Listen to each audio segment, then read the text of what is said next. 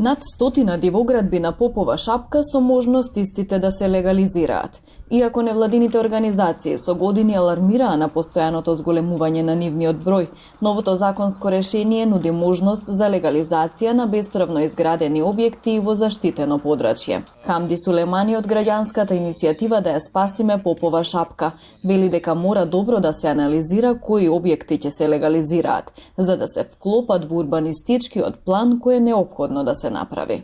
Треба да се види уште еднаш да се анализира добро и од страна на општината кои објекти од тие може да се легализираат, а не сите кои што ќе пречат и во сообраќајните или предвидените улици кои што со некој нов урбанистички план може да се прават или да се изградат. Тие кои што ќе пречат во планот или одлуката која ќе и урбанистите кои ќе го сработат тој план може да помогне и на комисијата тука за да не дозволат тие вили да се легализираат или да се донесе решение за уривање. Сулемани лично како инженер-архитект не го поддржува законот затоа што, како што вели, ја згаснува инженерската фела.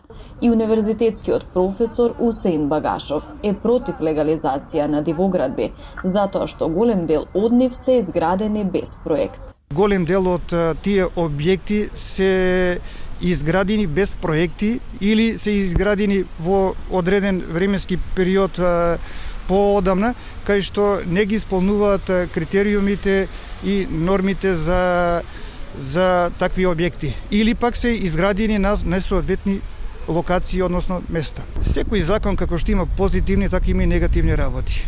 Значи, ако се практикува со намера за тоа што е донесен е во ред, меѓутоа многу пати веќе сме сведоци дека е злоупотребен. Според последните податоци во општина Тетово има околу 3000 непроцесирани предмети во делот на легализација на дивоградби, додека за ваквите објекти на Попова шапка се чека официјална бројка.